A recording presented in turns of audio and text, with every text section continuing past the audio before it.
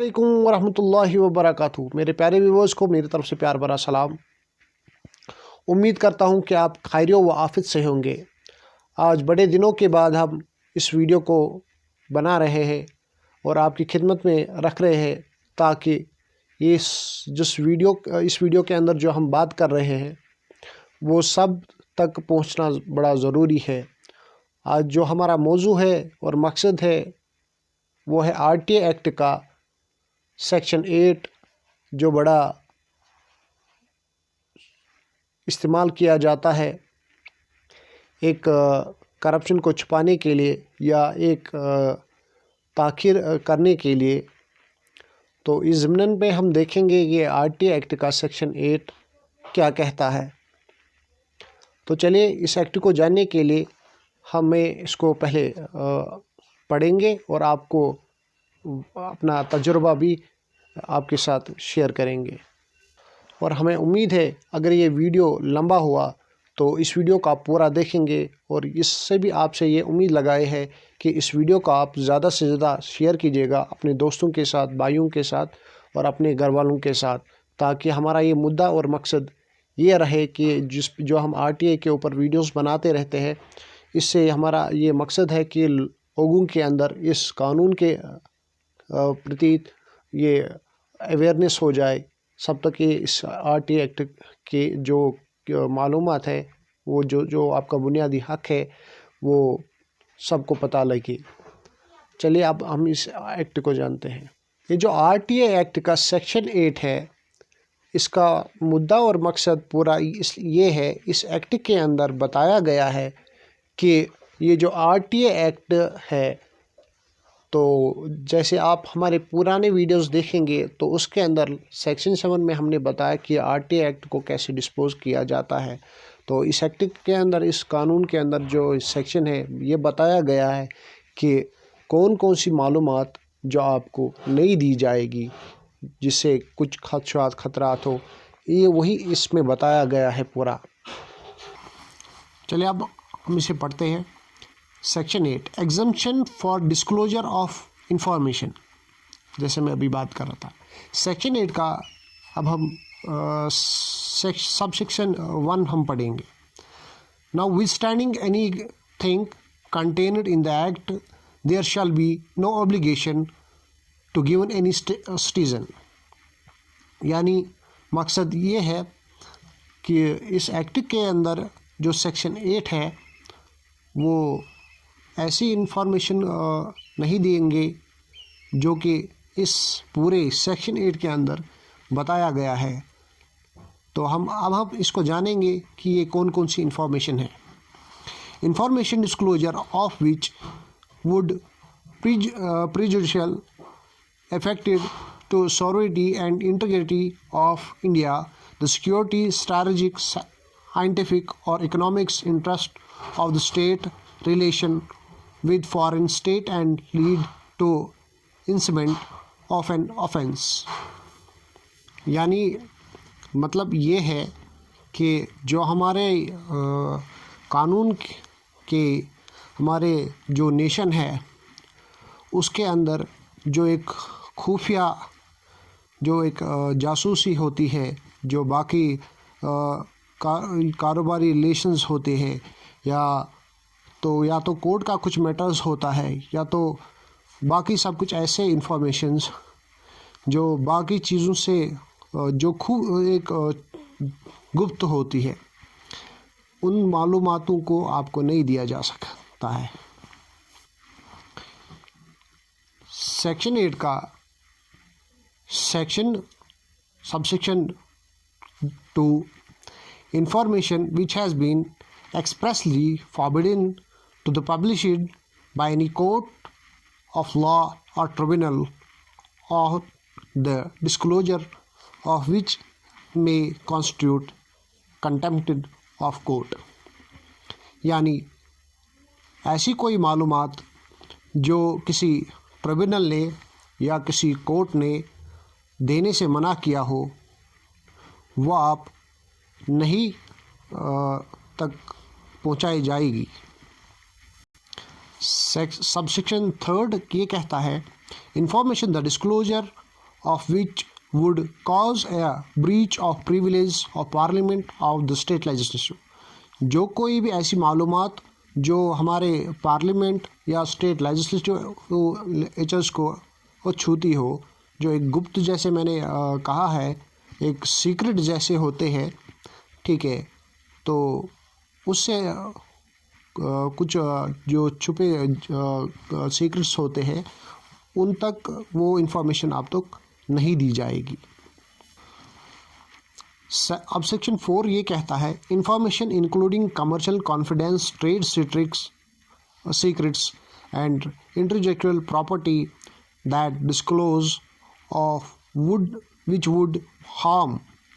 to competitive position of a third party unless the competent authority is satisfied the large public interest warrant the disclosure of such information। ऐसी कोई मालूमात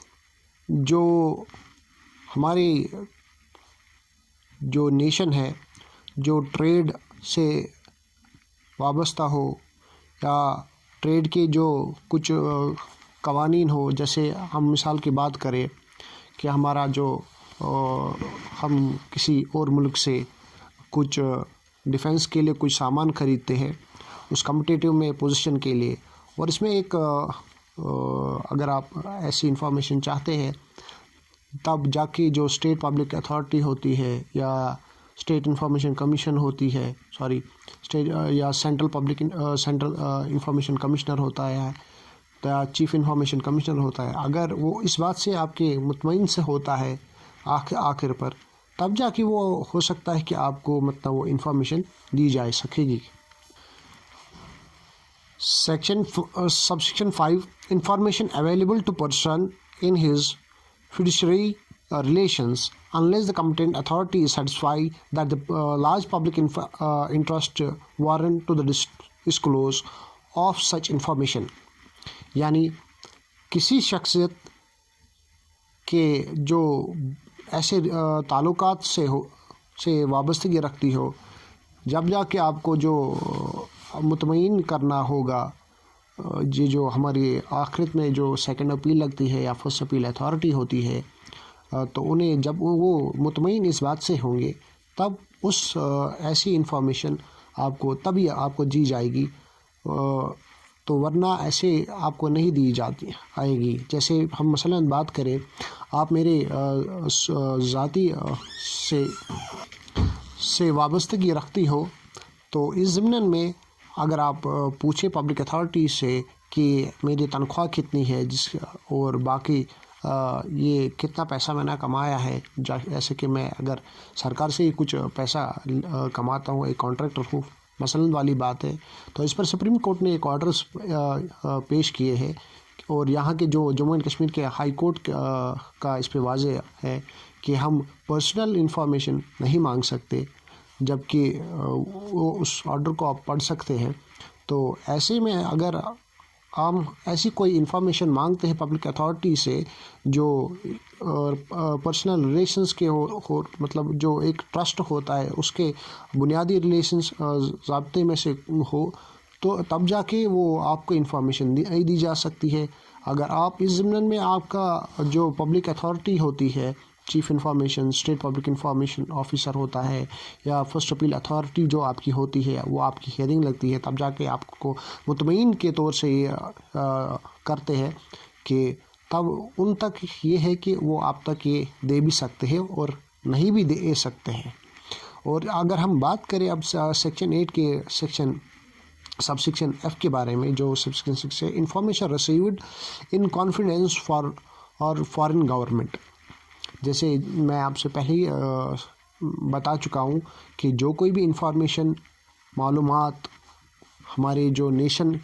है, अफसरान है या बाकी सबको अफसर रगे है या कोई, तो उनमें से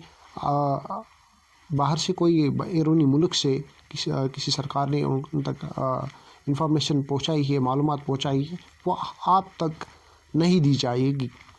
ये इस एक्ट के सेक्शन 8 के अंदर से बताया गया है। और सेक्शन 8 का जो सबसेक्शन G है, जो आम तौर पर इसको ज़्यादा अमल में लाया जाता है। तो information the disclosure of which would endanger the life of physical safety of any person of identity the source of information for assistance given in confidence of law enforcement of security purpose। मसलन अगर इसमें हम ऐसा करें कि किसी की आप इंफॉर्मेशन मांगते हैं कि एक पुलिस वाला जो वो तैनात है एक मिनिस्टर के यहाँ पे सिक्योरिटी के लिए, तो आप उसके मुताला कोई इंफॉर्मेशन मांगते हैं, तो इस ज़िम्मन में ये बताया गया है इस जी के अंदर, सेक्शन 8 जी के अंदर से, कि ऐसी इंफॉर्मेशन आपको नहीं दी जाएगी या जो किसी कॉन्फिडेंस के या सिक्योरिटी पर्पस से वो आपको नहीं दी जाएगी, क्योंकि एक सेफ्टी पर्पस से होता है। तो इस सेक्शन जी के अंदर, लेकिन बड़ी बदकिस्मती की बात है कि इस ताख़ीर को करने के लिए ऐसे एक्ट्स को सामने रखा जाता है, ऐसे सब्जेक्ट्स को आगे रखा जाता है, तब जाके एक सेकंड अपील या फर्स्ट अपील लगती है, तब तक उस काम को सही करने के लिए बाकी सब ये आगे रखा जाता है। चलिए अब हम आगे बात करते हैं सेक्शन आई के सेक्शन एच के बारे में। Information would be इम्पेड the process of investigation or prosecution or prosecution of offender। ऐसी कोई इंफॉर्मेशन जो इसके जो ये इन्वेस्टिगेशन हो, जैसे फॉर एग्जांपल एक कोई खुदा ना करे कोई कत्ल कर देता है, फिर उसकी जांच होती है कि कैसे हुआ क्या नहीं हुआ, जो दूसरे के यूज़ में लाई जा सकती है फिर, तो ऐसे जो इंफॉर्मेशन है वो हमें नहीं दी जाएगी। अगर हम सेक्शन 8 सबसेक्शन एन आई की बात करें, cabinet papers including records of deliberations of the council ministers secretaries and other officers provide the decision of the council ministers that are reason therefor and the material on the basis of which the decision were taken shall be public after the decision has been taken and the matter is complete provided further those matters which come under the exemption specified in the section shall not be disclosed। ऐसी कोई information जो हमारे state legislature से हो, cabinet से हो, ऐसे कोई कागजात अगर आप मांगते हैं जो काउंसिल मिनिस्टर से हो, सेक्रेटेरियन से हो, या तो आप उस सेक्रेटेरियन के अफसरान से हो, या तो ऐसे कोई मशवरा हो जो स्टेट मिनिस्टर से हो, या तो ऐसा कोई डिसीजन जो पब्लिक अथॉरिटीज़ के लिए गुफ्त हो, ठीक है, जो इनकम्प्लीट हो, जो अभी पूरा पब्लिक के सामने नहीं रखा गया हो, तो उस ज़िम्मन में वो आपको इंफॉर्मेशन नहीं दी जाएगी। Section J, information which related to personal information the disclose of which has not relation to any public activity or interest or which would cause unwarranted invasion of the privacy to the individual unless the central public information officer or state public information officer or appellant authority, as the case may be, is satisfied that the large public interest justify the disclosure of such information, provided that the information which cannot be denied to the parliament or state legislature shall not be denied to any person। ऐसी कोई मालूमात जो किसी ज़ाती के साथ वाबस्तगी हो, या तो ऐसी कोई मालूमात जो किसी प्राइवेसी मतलब एक ख़ास तौर पर जो प्राइवेसी हो, वो नहीं दी जाएगी, बल्कि अगर आप central public information, state public information, जैसे मैंने आपको पहले भी कहा, पब्लिक अथॉरिटी को आप मुतमईन कर देते हैं तब जाके वो आप जस्टिफाई उनको पूरा करना होगा, तो आपको इन्फॉर्मेशन मिल सकती है। लेकिन अगर यही मालूमात, ऐसी कोई मालूमात पार्लियामेंट से हो, स्टेट लेजिस्लेचर से हो, तो उस पर डिने नहीं कर सकेंगे। तो अगर हम बात करेंगे अब सेक्शन 8 के सबसेक्शन 2 की, now standing anything in the Official Secret Act 1923 under the Article 19 of 1923 nor any of the exemption permissible in the coordinates with subsection 1, a public authority may allow access to information if public interest in disclose overweight the harm to the protected interest। ऐसा हमारा constitution में एक article है जो ये बताता है जो कि सीक्रेट कैसे रखा जाएगा, क्या रखा जाएगा, कौन सी इन्फॉर्मेशन रहेगी, कौन सी इन्फॉर्मेशन नहीं रहेगी। तो इस ज़िम्नन में ये उस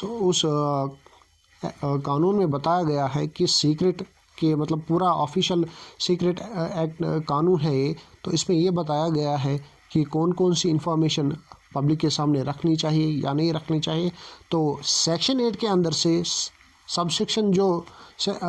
2 है उसमें ये बताया गया है कि ऑफिशियल सीक्रेट एक्ट 1923 जो है, तो उसके अंदर से ये जो इन्फॉर्मेशन इस एक्ट के अंदर मेंशन की गई हुई है जो 1923 है, तो वो इन्फॉर्मेशन आपको नहीं दी जा सकेगी। अगर हम आखिरी सबसेक्शन की बात हम इसमें करें तो subject of the provisions of clause A, clause C and clause I of subsection 1, यानी जो आरटी एक्ट सेक्शन 8 का clause A, clause C, clause I है, any information relating to the occurrence event matter that has taken place occur or happened 20 years before the date on which any request is made under the under section 6 shall be provided to any person making a request under this section, provided that which are any questions arise as the date from which the said period of 20 years has to be computed, the decision of central government shall be final, subject to the usual appeals provided for in this act। यानी ऐसा हम कह सकेंगे कि अगर हम ए सी आई ऐसी कोई मालूमात हो कि जो 20 साल पहले वाबस्तगी वाक़ा हुआ हो, तो अंडर सेक्शन 6 के आपको वो मालूमात दी जा सकेगी। लेकिन ऐसे कोई सवालात उसमें खड़े ना हुए हो जो उस वक्त पे हुए हो यानी 20 साल पहले, तो या तो उस पर कोई मशवरा या तो डिसीजन कोई सेंट्रल गवर्नमेंट की ओर से फाइनल से हो, एज वेल एज इस सब्जेक्ट में आपको अपीलेंट को ये इंफॉर्मेशन दी जा सकेगी। यानी हमारे पास ऐसा भी प्रोविज़न है कि आज से 20 साल जो वो पहले वाक़ा हुआ है, अगर हम इसी एप्लीकेशन को बनाएंगे अंडर सेक्शन 6 तो वो आप तक इंफॉर्मेशन दी जा सकेगी। ये हमारा पूरा जो सेक्शन 8 था, मेरी बड़ी कोशिश रही कि इस सेक्शन 8 को आप तक अच्छे से पहुंचाने की। तो इसमें मैंने कई सारे मिसालें दी है। तो मैं अपने तजुर्बे से ये कहता हूँ कि इस एक्ट को हमें याद करना होगा, ताकि अगर जी कोई इसमें कोई पब्लिक अथॉरिटी, पब्लिक इंफॉर्मेशन, इस APIO CPIO हमें इस एक्ट का हवाला दे कर के हमें थोड़ा सा चकमा देने की कोशिश करे। और इस ज़िम्नन में हमारे पास कई सारे रास्ते हैं कि हम उस तक ये इंफॉर्मेशन यहाँ से मालूमात दें कि इस वजह से लगता है। तो मैं ये समझता हूँ कि इस एक्ट को बड़ा गलत इस्तेमाल किया जा आ रहा है इस सेक्शन 8 के, जो कि आपकी नया बिल आया है प्राइवेसी करके नाम से। तो इसके बाद हमारी यही गुजारिश है कि इस वीडियो को ज़्यादा से ज़्यादा शेयर कीजिएगा। तो अगले वीडियो में हम इस RTA एक्ट के सेक्शन 9 के बारे में बात करेंगे, जो कि एक बड़ा ही अच्छा छोटा सा कानून सेक्शन है। तो उसमें हमें ये हम आपको ये बताएंगे, और ये जो हमारा लॉ भी बताता है ग्राउंड्स ऑफ रिजेक्शंस, क्योंकि आपकी जो रिजेक्ट की जो RTA हुआ है वो किस वजह से हुआ है। तो बाकी हमें रखेगा अपनी दुआओं में याद। तो इस वीडियो को ज़्यादा से ज़्यादा शेयर कीजिएगा। बाकी वस्सलाम वरहमतुल्लाहि वबरकातुहू।